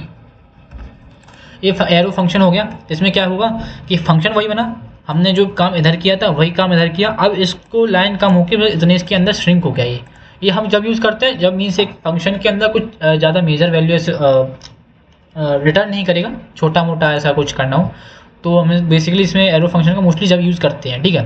तो हम ऐसे भी कर सकते हैं, इसका और बड़ा इधर कोड लिख सकते हैं हम कुछ भी, लेकिन हमने इधर ऐसा लिख दिया। अब हम इधर फंक्शन को कॉल करें तो हमारा क्या होगा, सेम वही काम करेगा। इधर मैंने लिख दिया कैल और मैंने इधर वैल्यू अपनी दे दी 10 और इधर मैंने वैल्यू दे दी अपनी 21 और इसमें लगा दी। बेसिकली वही काम वही करेगा इसमें। अच्छा वैल्यू रिटर्न कर रहा है वही, अभी इसको प्रिंट करेंगे, ठीक है, क्योंकि वैल्यू रिटर्न किया तो अभी कुछ आएगा नहीं। इधर मैंने इसको प्रिंट स्टेटमेंट के अंदर लिख देंगे, ठीक है। और इधर मैंने लिख दिया प्रिंट 31 आ जाएगा, ठीक है। तो उसमें हम ये क्या है, एरो फंक्शन होता है, इसके थ्रू हम क्या करते हैं, फंक्शन की रिटर्निंग वैल्यू होती है ऐसे भी लिख सकते हैं, ठीक है। तो फंक्शन का हमने एक एरो फंक्शन भी देख लिया, एरो, ठीक है, कैसे इसको डिफाइन करते हैं। अब इन फंक्शन देखने के बाद जो कि हमने फंक्शन देख लिए, दो तरीके के देख लिए, जो पैरामीटराइज्ड फंक्शन होते हैं, रिटर्निंग फंक्शन होते हैं। इसके बाद हम देखेंगे क्लास और ऑब्जेक्ट, मीन्स कुछ ऊप्स के कंसेप्ट, ऑब्जेक्ट ओरिएंटेड प्रोग्रामिंग के कंसेप्ट देखेंगे। ऑब्जेक्ट ओरिएंटेड प्रोग्रामिंग आपको पता होनी चाहिए। वैसे ऑब्जेक्ट ओरिएंटेड प्रोग्रामिंग जो होती है बेसिकली क्लास और ऑब्जेक्ट्स के थ्रू हम प्रोग्रामिंग करते हैं। ये क्या करता है, इसके थ्रू हम एक क्लास डिफाइन करते हैं और इस क्लास के अंदर एक पर्टिकुलर उसके मेथड्स डिफाइन करते हैं, फिर उसके हम ऑब्जेक्ट्स बना के उस क्लास को इनिशियलाइज और उसको कॉल करते हैं, ठीक है। क्लास को इनिशियलाइज करते हैं, उसको कॉल करते हैं। बेसिकली जो ऑब्जेक्ट ओरिएंटेड प्रोग्रामिंग होती है, बेसिकली जो हमारे डाटे वैसे भी एक कह सकते हो ऑब्जेक्ट ओरिएंटेड प्रोग्रामिंग है ना। तो इसके अंदर ऑब्जेक्ट ओरिएंटेड प्रोग्रामिंग करेंगे। इसमें हम ऑब्जेक्ट ओरिएंटेड प्रोग्रामिंग क्या होता है, हमारा जो सिक्योरिटी है वो बढ़ जाती है, कोड यूजेबिलिटी बढ़ जाती है। मीन्स जैसे हम फंक्शन डिफाइन करते हैं ऐसे हम क्लास डिफाइन कर देते हैं, उसके अंदर जैसे हम जब जरूरत पड़ी हम इस पर्टिकुलर क्लास को कॉल कर लेते हैं, कोड यूजेबिलिटी बढ़ जाती है। और इसके अंदर और जो हमारा फंक्शन होता है, जो कोड होता है वो और एफिशिएंट बन जाता है, लाइन्स ऑफ कोड डिक्रीज कर देता है। तो ऑब्जेक्ट ओरिएंटेड के अंदर ये हो जाती है। इसके अंदर उसके बहुत सारे कॉन्सेप्ट होते हैं, मीन्स क्लास कॉन्सेप्ट, ऑब्जेक्ट्स क्या होते हैं, एब्स्ट्रैक्शन क्या होता है, इनहेरिटेंस क्या होता है, पॉलीमॉर्फिज्म क्या होता है, इंकैप्सुलेशन क्या होता है। तो इसके अंदर कुछ ऐसे कॉन्सेप्ट होते हैं, थ्योरेटिकल कॉन्सेप्ट हैं, और ये इन पे सब पे इम्प्लीमेंट होते हैं, हर ऑब्जेक्ट ओरिएंटेड प्रोग्रामिंग लैंग्वेज पे इंप्लीमेंट होते हैं। जो हमारा इनहेरिटेंस होता है, अगर मैं उसकी पहले बात करूँ तो इनहेरिटेंस होता है मीन्स अगर हमने एक क्लास डिफाइन करी तो जो एक क्लास होता है उसकी कुछ जो हम प्रॉपर्टीज या मेथड्स बनाएंगे, अभी हम इसमें सीखेंगे कैसे बनाते हैं। तो उसकी जो प्रॉपर्टीज या मेथड्स होंगे वो कोई दूसरी क्लास हैंड ओवर मीन्स उसकी, या फिर वो दूसरी क्लास भी एक्वायर कर ले, मीन्स उसके पास भी आ जाए। जैसे ऐसे समझ सकते हैं जैसे जो हमारे पेरेंट्स होते हैं उसकी इनकी कुछ प्रॉपर्टीज़ या फिर इनकी कुछ जो क्या कहते हैं गुड कहते हैं, और जो बच्चों में आ जाते हैं सेम, तो वही सेम इसमें इनहेरिटेंस है वही होता है। तो इनहेरिटेंस भी होता है जो मल्टीपल टाइप्स के होते हैं, single inheritance, multiple inheritance, multi level inheritance, hierarchical inheritance और हाइब्रिड इनहेरिटेंस, ठीक है। सिंगल इनहेरिटेंस में क्या होता है, जो अपनी क्लास होती है वो सिर्फ सिंगल क्लास को इनहेरिट करती है, मीन्स जो अपनी चाइल्ड क्लास कह सकते हैं, जिसको जो हमारा जो चाइल्ड जो क्लास एक पर्टिकुलर क्लास की प्रॉपर्टीज लेता है, तो जिस क्लास से लेता है वो हो जाती है पेरेंट क्लास, और जिस क्लास को देती है अपनी प्रॉपर्टी वो हो जाती है चाइल्ड क्लास, ठीक है। तो अगर एक ही सिंगल पेरेंट है और एक ही सिंगल चाइल्ड है तो हो जाए सिंगल इनहेरिटेंस। अगर ऐसा हुआ कि एक पेरेंट है उसका एक चाइल्ड है, उस चाइल्ड का भी एक सब चाइल्ड है, ठीक है, तो हो जाता है मल्टी लेवल इनहेरिटेंस। और अगर ऐसा हुआ कि मान लीजिए दो पेरेंट्स हैं एक चाइल्ड है तो हो जाता है अपना मल्टीपल इनहेरिटेंस, मीन्स दो पेरेंट्स हैं उसकी दो पेरेंट्स की प्रॉपर्टी एक सिंगल चाइल्ड के अंदर आ रही है चाइल्ड क्लास के अंदर, तो हो जाती है मल्टीपल इनहेरिटेंस। और अगर इसमें हायरार्किकल इनहेरिटेंस क्या होता है, एक मतलब हायरार्किकल ट्री टाइप बन जाता है। मीन्स एक सिंगल पेरेंट होता है, उसके 2 बच्चे होते हैं, उनके 2 मीन्स उनके 2 चाइल्ड क्लास होती हैं, उन 2 चाइल्ड क्लास की फिर और चाइल्ड क्लास होंगी। तो ऐसे मतलब एक ट्री टाइप समझ सकते हो बन जाता है, फैमिली ट्री टाइप। तो उसमें हायरार्किकल इनहेरिटेंस उसको कहते हैं। और एक होता है फिर अपना last hybrid inheritance. Hybrid inheritance जो होता है मल्टीपल और मल्टी लेवल इनहेरिटेंस का कॉम्बिनेशन होता है। और उसके अंदर हम बेसिकली क्या करते हैं कि जो हमारा जैसे एक मान लीजिए ऐसे एक मल्टी लेवल इनहेरिटेंस डिफाइन, एक मीन से पेरेंट है, उसका चाइल्ड है, उसका भी चाइल्ड है, लेकिन जो मिडिल में जो एक चाइल्ड है वो चाइल्ड भी किसी पेरेंट के थ्रू आ रहा है ना। तो उसको हम क्या कहेंगे, उसको हम कह देंगे हाइब्रिड इनहेरिटेंस। मीन उसके अंदर मल्टीपल इनहेरिटेंस भी हो रहा है, मल्टी लेवल इनहेरिटेंस भी हो रहा है, ठीक है। तो ये कुछ ऐसे ओप्स के कंसेप्ट होते हैं। पॉलीमॉर्फिज्म के अंदर भी ऐसे कुछ आते हैं कि इसके अंदर 2 तरीके होता है, run time polymorphism, compile time polymorphism. Polymorphism basically क्या होता है, मैनी फॉर्म्स है ना।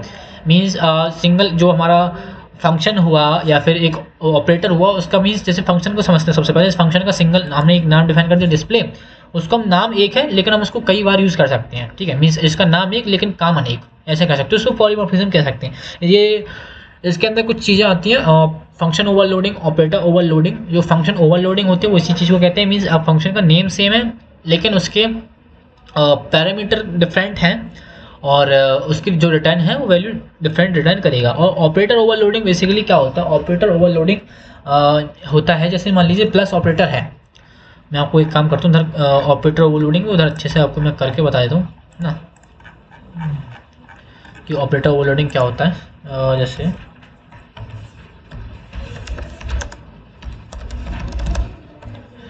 मान लो इधर मैंने डिफाइन कर दिया और लाइन 1 हेलो,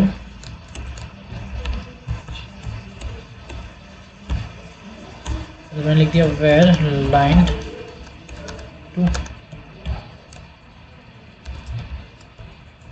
ठीक है। अब इधर जैसे मैंने लिख दिया वेर के थ्रू डिफाइन कर दिया नंबर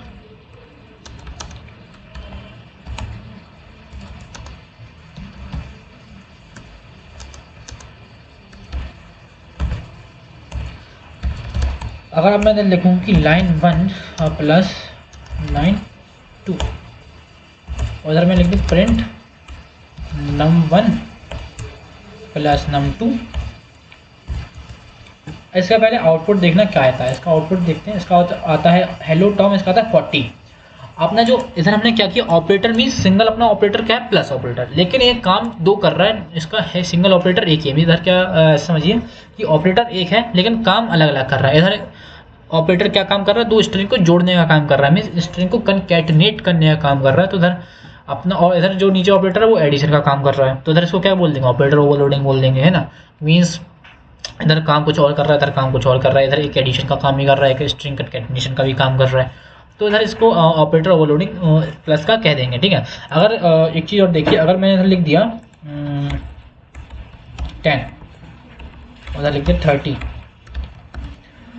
अब इसका आंसर क्या आएगा, क्या अब इसका आंसर 40 आएगा, देखते हैं।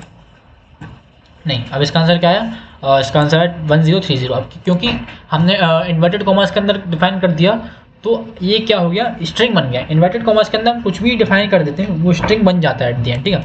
अगर हम इसके अंदर इंट भी डिफाइन कर दिया, जैसे नंबर है लेकिन हमारे इन्वर्टेड कॉमर्स के अंदर डिफाइन कर दिया तो हमारा ये बन जाता है स्ट्रिंग। लेकिन अगर हमने इन्वर्टेड कॉमा हटा देंगे तो हमारे ये नंबर या फिर इंटीजर बन जाएंगे, ठीक है। तो सिंपल छोटा सा वो था कॉन्सेप्ट, इसको हम ऐसे ऑब्जेक्ट ओरिएंटेड के अंदर ही आता है कॉन्सेप्ट, ठीक है। तो अब हम देखते हैं कि ऑब्जेक्ट ओरिएंटेड का कैसे इस्तेमाल करते हैं डार्ट के अंदर, ठीक है। तो हम शुरुआत करेंगे कि कैसे क्लासेस बनाते हैं डार्ट के अंदर। तो हम डार्ट के अंदर पहले क्लासेस बनाना सीखेंगे। तो हम क्लास को ऐसे करेंगे, जैसे मान लीजिए एक अदर क्लास बना दी हमने बिल्कुल इंट के बाद। क्लास डिफाइन करने के लिए सबसे पहले हम कीवर्ड यूज़ करते हैं क्लास। उसके बाद हम क्लास का नेम देते हैं, हमारा स्टूडेंट यूज़ करेंगे ना, बड़ा बेसिक सा। उसके बाद हम पैरेंथेसिस लगा देंगे, सॉरी पैरेंथेसिस इन्वर्टेड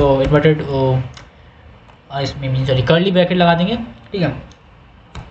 इसके बाद हम इधर कुछ ऐसा फील्ड डिफाइन कर देंगे। वैसे मैंने लिख दिया स्ट्रिंग लाइक से नेम, और इधर मैंने लिख दिया थॉम, लिख दिया मैंने पीटर, ठीक है। और मैंने इधर लिख दिया इधर हमारा क्या होगा, एक फील्ड होगी, ठीक है। अब इधर हमने एक वैसे तो जैसे फंक्शन डिफाइन करते हैं वैसे इधर लिख देंगे, लेकिन जो हम क्लास के अंदर लिखते हैं इनको हम फंक्शन नहीं बोलते हैं, इनको मेथड बोलने लगते हैं, ठीक है। अगर जो हम क्लास के अंदर फंक्शन डिफाइन कर देते हैं इनको मेथड बोल देते हैं। तो अगर मैं इधर लिख दूँ कि प्रिंट नेम, क्या हुआ, अब इधर हमने क्या एक क्लास डिफाइन कर दी, जैसे फंक्शन डिफाइन करते थे हमने वैसे ही क्लास डिफाइन कर दी। अब क्लास के अंदर multiple function mean multiple method define कर सकते हैं, है ना। जैसे अभी हम एक फंक्शन बनाना पड़ता था तो हमें फंक्शन के साथ अब अलग अलग फंक्शन कॉल करना पड़ता था, लेकिन हम क्या कर सकते हैं, एक क्लास को कॉल कर देंगे, उस क्लास के थ्रू हम फंक्शन को एक्सेस कर पाएंगे, है ना। तो अगर जैसे वो इनको हम वैसे मेथड बोलेंगे ना, मेथड, और ऐसे ही लिख सकते हैं वॉइड, इधर मैंने लिख दिया डिस्प्ले विथ ग्रीट, ठीक है। और इधर मैं लिख दूंगा कि प्रिंट, और मैंने इधर लिख दिया हेलो, फिर लिख दियो गुड इवनिंग, गुड इवनिंग, ये लिख देते हैं इसके अंदर लाइक नेम, ठीक है। अब देखो हमने ऐसे मल्टीपल इसमें मेथड डिफाइन कर सकते हैं, और भी इसमें ज़रूरत के हिसाब से इसमें मेथड और डिफाइन कर देंगे।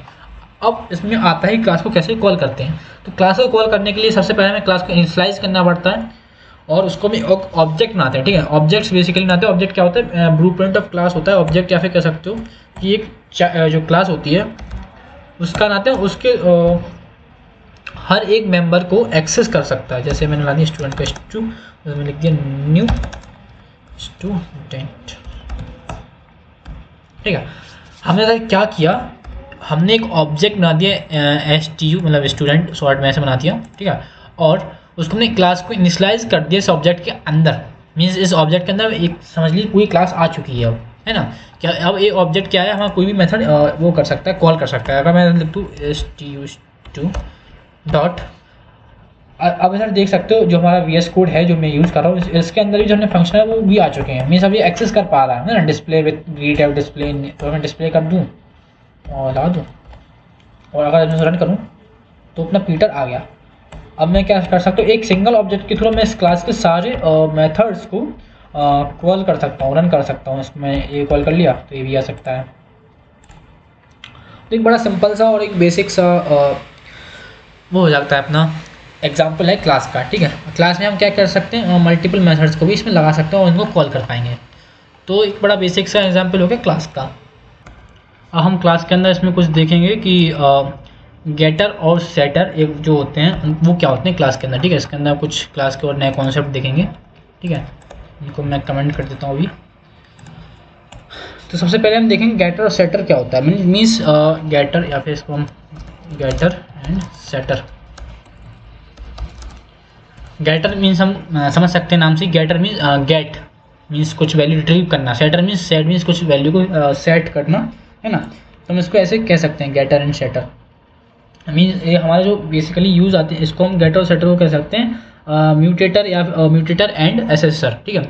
मीन्स गेटर को हम कह देते हैं एसेसर, ठीक है। इसका हम लिख देते हैं एसेसर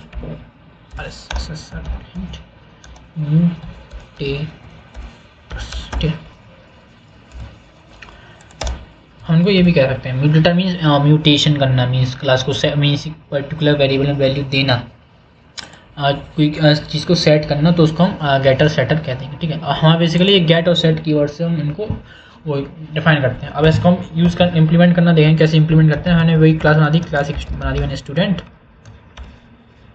ठीक है। और हमने कर्ली ब्रैकेट के अंदर जैसे मान लीजिए मैंने एक वो दे दिया स्ट्रिंग हिम, मैंने लिख दिया एज, ठीक है। और इसके बाद जैसे मैं इधर लिख देता हूँ कि स्ट्रिंग गेट स्टूडेंट, ठीक है। और इधर मैंने लिख दिया और रिटर्न नेम,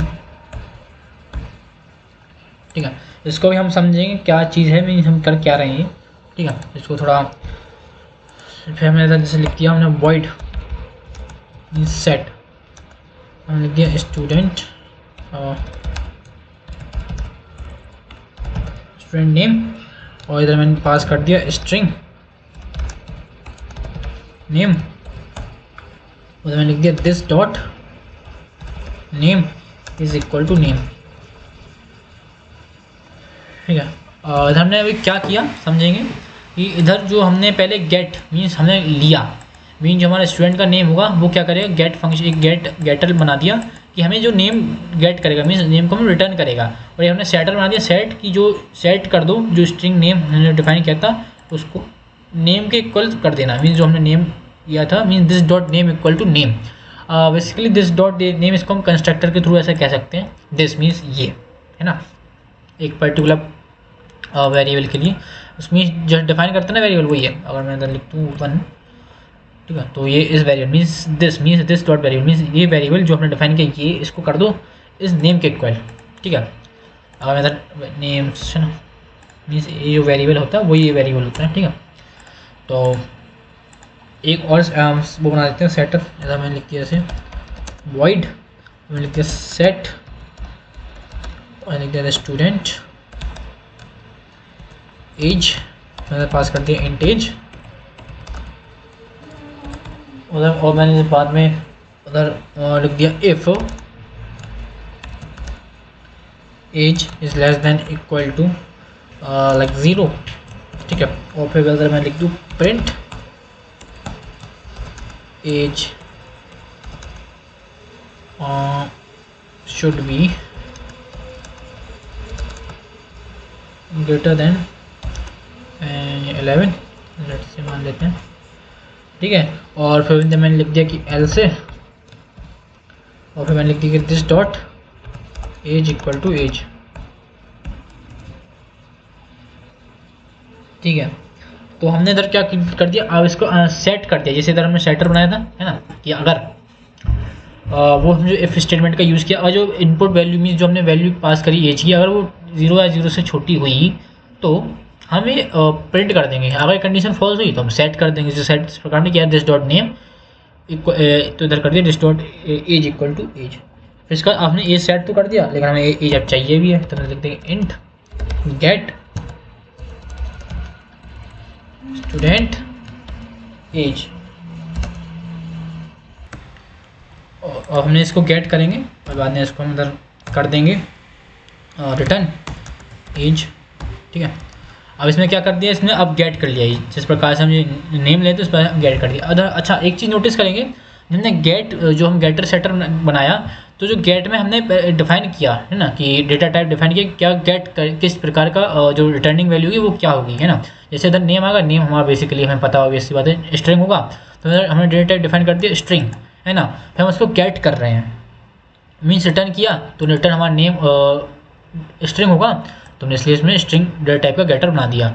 इधर हमने गेटर बनाया इंट टाइप का, मीन जो एज होगी वो इंट होगी है ना 21, 22, 25 ऐसे कुछ करके, तो हमारे इसलिए हमने इंट टाइप बनाया। लेकिन हमारा सेटर होगा, सेट मीन्स हम किसी वैल्यू को सेट कर रहे हैं वो कुछ रिटर्न नहीं करेगा ना, तो इसलिए हमने इसको void फंक्शन के अंदर बनाया, मीन्स उसको हमने void दिया डेटा टाइप कि वो मीन्स कुछ रिटर्न नहीं करना, उसको बस वैल्यू सेट ही करनी है, तो इसलिए हमने ये void का वो बना दिया। ठीक है, सेटर। तो इतना आई थिंक क्लियर होना चाहिए है ना कि गेटर क्या है सेटर क्या है। गेटर में हमने बेसिकली वैल्यू गेट करी है, ठीक है, कि अगर नेम चाहिए, सेटर में हमने वैल्यू को सेट कर दिया नेम, और फिर सेटर में हमने अगर एज लिखा है कि अगर एज 0 मीन्स हमने एक लगा दिया है कंडीशन है ना, थोड़ा कोड को थोड़ा अच्छा कॉम्प्लेक्स में बनाने के लिए, तो हम लिख दिया कि इसमें अगर 0 या 0 से छोटी हुई तो इसमें एक पास कर देंगे प्रिंट, नहीं तो हम ये सेट कर देंगे कि एज की वैल्यू, इसके बाद हम फिर गेट कर देंगे फिर से और एज को गेट कर लेंगे। ठीक है, अब हम क्या करेंगे, इसको हम कॉल करेंगे। ठीक है, तो एक काम करते हैं, जो हमने एक बनाया था क्लास को हम ऊपर ले चलते हैं, वैसे को उसको हम ऊपर नीचे कहीं भी डिफाइन कर सकते हैं लेकिन हमें इसको थोड़ा ऊपर कर देते हैं।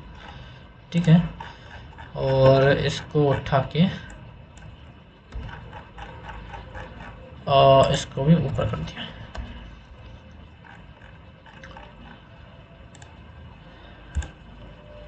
अच्छा, अब इधर देखिए जो इधर एरर आ रहा है, एक एरर क्या आ रहा है, not nullable instance field name must be initialized है ना, ट्राइंग इनिशियलाइज एक्सप्रेशन और generative constructor that initialize it और मार्केट लेट। मीन्स जो हमने डिफाइन किए हैं ये नल हो सकते, मीन्स ये हमने नल हैं, लेकिन ये अभी नल है लेकिन नॉट नलेबल होने चाहिए। मीन्स ये खाली नहीं होनी चाहिए, नल मीन्स खाली है ना, तो अभी ये खाली है लेकिन खाली नहीं होनी चाहिए। तो हमें इधर अगर हम एक डिफाइन करते हैं लेट, तो इससे एक मिनट, तो इसमें इधर ये एरर आता है। अच्छा इसमें कहता है एक मिनट, इसमें कहेगा और mark it late. Means basically late क्या होगा कि मीन्स जो अभी नल है लेकिन इसकी जो वैल्यू आएगी वो बाद में लेट आएगी, है ना। तो लेट इसमें बाद में लेट टाइप की पहले इसमें डिफाइन करते हैं लेट। मीन्स ये नल अभी नल है लेकिन लेट, समझ सकते हो। मीन्स जो वर्ड से डिफाइन है लेट मीन्स क्या है, देरी से, है ना। तो मीन्स अभी ये नल है लेकिन बाद में इसके अंदर वैल्यू आ सकती है। तो अभी इसको कह सकते हो नल चेक, ऐसे कह सकते हो, लगा दिया है कि अभी ये नल है लेकिन बाद में इसके अंदर वैल्यू आएगी। हमने बना दिया स्टूडेंट का एक वही जैसे हम वो बनाते हैं ऑब्जेक्ट स्टूडेंट का S1, और इधर में डिफाइन करते हैं न्यू स्टूडेंट, ठीक है। और ये क्या हो गया, इनिशियलाइज कर दिया हमने इस क्लास को, है ना, इस ऑब्जेक्ट के अंदर। अब हम क्या करेंगे, S1 dot student name equal to Peter पर, ठीक है। समझने की कोशिश करेंगे। फिर हमने लिखा 1 इक्वल टू स्टूडेंट एज, और एज मैंने डिफाइन कर दी 25, ठीक है। अब जैसे अगर मैं कहूँ इसमें लिख दूँ print S1 dot student name, print S1 dot student age, और अगर मैं इसको अब रन करूं तो इसमें आता है पीटर पार्कर 25, ठीक है। अब इसमें आप समझिए बेसिकली क्या हुआ, इसके अंदर ये हुआ कि हमारा वर्ड जो हमने पहले क्लास बनाए थे, अब उसके अंदर पहले हमने एक इनिशियलाइज किया ऑब्जेक्ट के अंदर S1 के अंदर, फिर हमने क्या किया कि S1 डॉट स्टूडेंट नेम, ठीक है। अब इधर नोटिस करिए ये नेम सेम हुआ, लेकिन अब ये हम इधर जैसे वैल्यू पास करें तो ऑटोमेटिकली वो मतलब वैल्यू गेट कर रहा है ना, वैल्यू ले रहा है, मीन्स वैल्यू ले रहा है, मीन्स सेट कर रहा है वैल्यू। तो ऑटोमेटिक ये वाला सेटर होगा वो इन्वोक हो जाएगा, मीन्स कॉल हो जाएगा, है ना। तो हमने इधर वैल्यू सेट करी है कि इसकी नेम जो स्टूडेंट नेम है वो हो जाए हमारा स्टूडेंट पीटर पार्कर के बराबर, है ना। तो हमने जो मेथड बनाया सेट, तो ऑटोमेटिकली इस जो नेम होगा लाइक कि हमने जो इसके अंदर पास करेंगे नेम, जो हमने इधर पास किया वो हमारा इस नेम के इक्वल हो जाएगा, means this dot name equal to name, जो मीन्स ये नेम है वो इस नेम के इक्वल हो जाएगा। और सेम हेयर, और जो हमने स्टूडेंट फिर एज डिफाइन करी वो 25, और 25 वो हमने इसका ऑटोमेटिक जो सेटर बनाया था वो कॉल हो जाएगा, और सेट से इसके अंदर वैल्यू सेट हो जाएगा। अगर मैं इसका जो जैसे था कि 0 है 0 से वो हो, तो अगर मैं लिखते 0 तो अब सेट नहीं होने चाहिए, है ना। इधर आती है एरर आता है, ठीक है, field age is not be initialize, क्योंकि इसमें 0 नहीं हो सकता, बेसिकली इसमें एरर ही आएगा। अगर मैं फिर तो उसमें लिखते 21 चल जाएगा, है ना, कि हमने इनिशियलाइज हुआ ही नहीं, 0 कर दिया, दैट्स वाई। तो इसलिए हमारा ये एरर इसलिए आया, फिर से समझेंगे, क्योंकि जो हमारा 0 है ना वो हमने इधर कर दिया कि अगर ये 0 हुआ 0 या 0 हुआ या इससे छोटा हुआ तो इसको इनिशियलाइज ही नहीं करना है, या फिर हमने प्रिंट कर दिया कि ये आना चाहिए, ठीक है। तो ये इनिशियलाइज नहीं होगा, लेकिन अगर इससे बड़ा हुआ तो इनिशियलाइज हो जाएगा और सेट कर देंगे, मीन्स इधर इनिशियलाइज हो गया, सेट कर दिया, ठीक है। तो वो वैल्यू सेट हो गई 21, और बाद में हमने प्रिंट किया तो मीन्स ऑटोमेटिक जो डाट कह रहा है कि उसका इंटरप्रेटर कि हमको प्रिंट करो, मीन्स प्रिंट करके दो हमको वैल्यू दो, तो S1 डॉट स्टूडेंट नेम मतलब वैल्यू चाहिए तो ऑटोमेटिक वैल्यू गेट करेगा, मीन्स गेटर ऑटोमेटिक कॉल हो जाएगा और उसके थ्रू हम ये वैल्यू फैच हो जाएगी, वैल्यू आ जाएगी, ठीक है। तो ऐसे नेम प्रिंट हो जाएगा, एज प्रिंट हो जाएगी, है ना, सेम। तो ये हमारा इसमें गेटर सेटर का कॉन्सेप्ट होता है कुछ इसके अंदर कि वैल्यू कैसे गेट करना है, कैसे वैल्यू सेट करना है।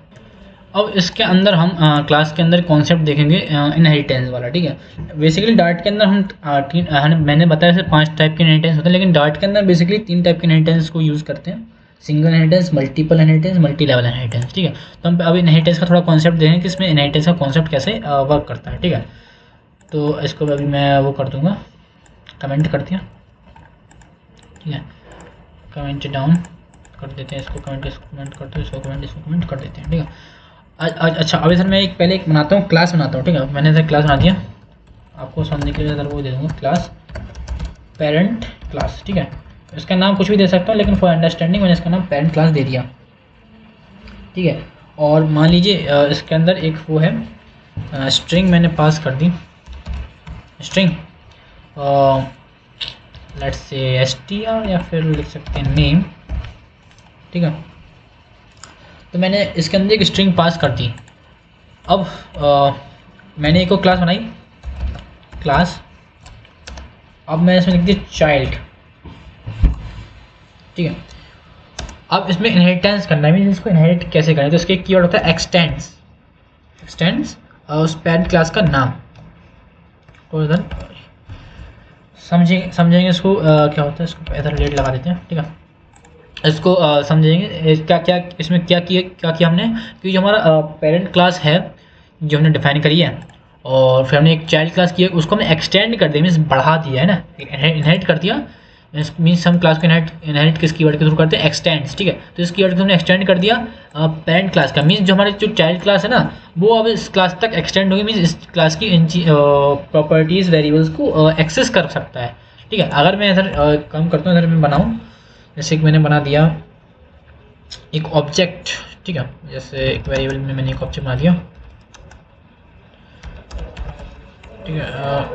ऑब्जेक्ट इक्वल टू न्यू अपना क्या पेरेंट क्लास है ना, और इसके बाद मैं फिर लिख दूँ object dot str sorry name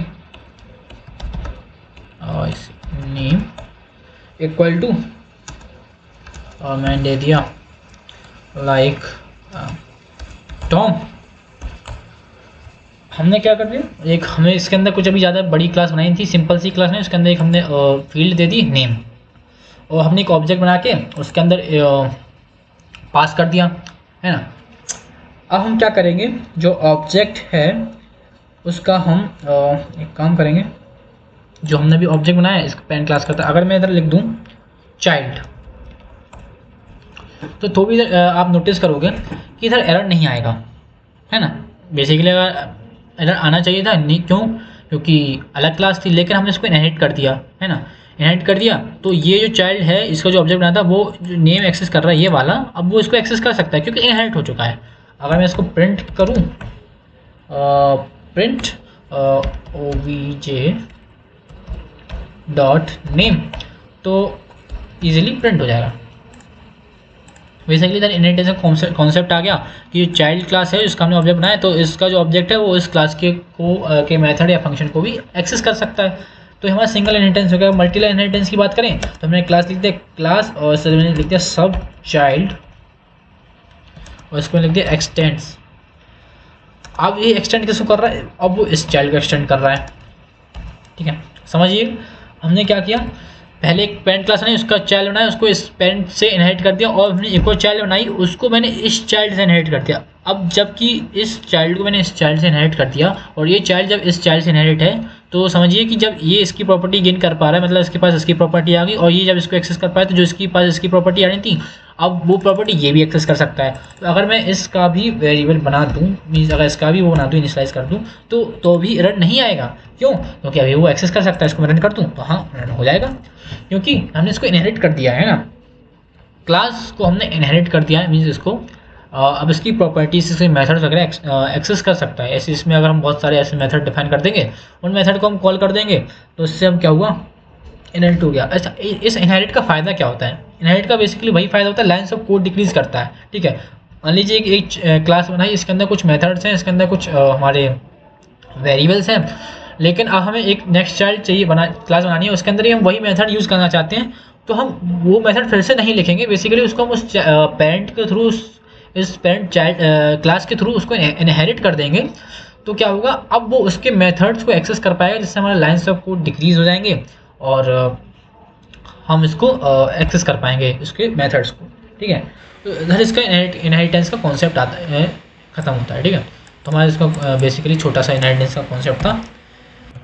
अब इसके बाद हम थोड़ा उसका कॉन्सेप्ट देंगे कि जो वेरिएबल डिफाइन करते हैं तो उसके अंदर एक वो आते हैं, वेरिएबल को हम डिफाइन कर सकते हैं फाइनल और कॉन्स्ट के थ्रू डिफाइन कर सकते हैं। और बेसिकली क्या होता है, जैसे हम एक वेरिएबल डिफाइन करते हैं, मैंने इधर लिख दिया कि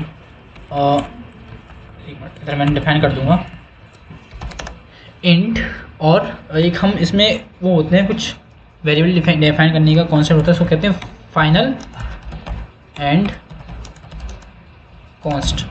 ये कुछ वेरिएबल डिफाइन करने कीवर्ड्स होते हैं जो हम बेसिकली यूज़ करते हैं, जो डाटा में होते हैं, जो कि जो वैल्यू को हमने डिक्लेयर कर दी तो मीन्स वो वैल्यू का फाइनल कर दी, तो मीन्स वो अब आगे चेंज नहीं होगी, है ना। मीन्स हमने जो वैल्यू डिफाइन कर दी तो वही वैल्यू रहेगी, उसको आगे चेंज नहीं कर पाएंगे हम। जैसे हमने इधर लिख दिया final int a equal to 10, तो हमने डिफाइन कर दिया कि फाइनल मीन्स फाइनल ए की वैल्यू क्या होगी 10, अब इसको आगे चेंज नहीं कर पाओगे। सेम इसको हम कॉन्स्ट के थ्रू भी डिफाइन कर सकते हैं, लेकिन कॉन्स्ट और फाइनल में अंतर क्या होता है, कॉन्स्ट और फाइनल अंतर इतना होता है, जो कॉन्स्ट हम डिफाइन करते हैं तो जो कंपाइल टाइम कांस्टेंट होते हैं, मींस कांस्टेंट के लिए जो कंपाइल, जब कोड हमारा कंपाइल होता है, कंपाइलेशन के लिए जाता है, उस टाइम जो हम कांस्टेंट डिफाइन करते हैं तो उसके लिए हम वो कॉन्स्ट कीवर्ड यूज़ कर सकते हैं, मीन्स कॉन्स्ट कीवर्ड यूज़ करते हैं वैसे तो फंक्शन दोनों का काम तो सेम होता है फाइनल और कॉन्स्ट का, लेकिन जब हम कंपाइल टाइम वेरिएबल या फिर कंपाइल टाइम कांस्टेंट डिफाइन करते हैं तो हम कॉन्स्ट कीवर्ड का यूज़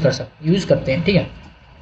इसका बेसिकली और तो कोई अंतर आता नहीं। अगर मैं इसको प्रिंट करूँ ना, प्रिंट ए, तो वही आएगा अपना, है ना, 10।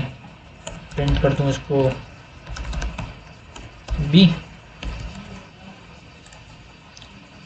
है ना, इसको मैं अगर कर दूँ 20 तो अपना आएगा 20, है ना। तो इसके कुछ ऐसे वर्ड्स होते हैं।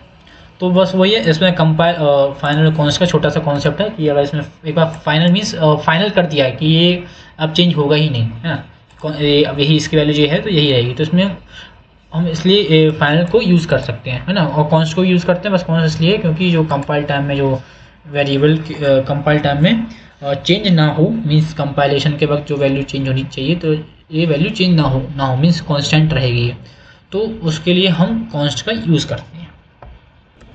इसका अगर मैं कॉन्स्ट का देखूं एग्जांपल, जैसे मैंने एक डिफाइन कर दिया कॉन्स्ट इंट बी, अगर मैं चाहूं, अगर मैं कहूं कि इसकी वैल्यू को मैं चेंज करना चाहता हूं, ठीक है, तो वैसे मैं लिख दूं जैसे कि b इक्वल टू, अभी इसकी 20 है, मान लो मैंने इसकी वैल्यू करना चाहता हूँ 30 या 23, तो इधर वैसे इधर भी बेसिकली एरर आ जाएगा। इधर आता है कि constant variables can't assign a value, है ना, क्या ये मतलब वैल्यू क्या होगी, सॉरी वेरिएबल्स क्या है, कांस्टेंट है, उसके अंदर वैल्यू असाइन नहीं कर पाएंगे, क्यों, क्योंकि हमने अंदर पहले से इसको कांस्टेंट बना दिया है कि अब ये कांस्टेंट हो चुका है, इसको हम वैल्यू नहीं दे पाएंगे। इसको हम रन भी करेंगे तो एरर दे देगा, है ना, कि error can't assign to the const variable b, simple, है ना।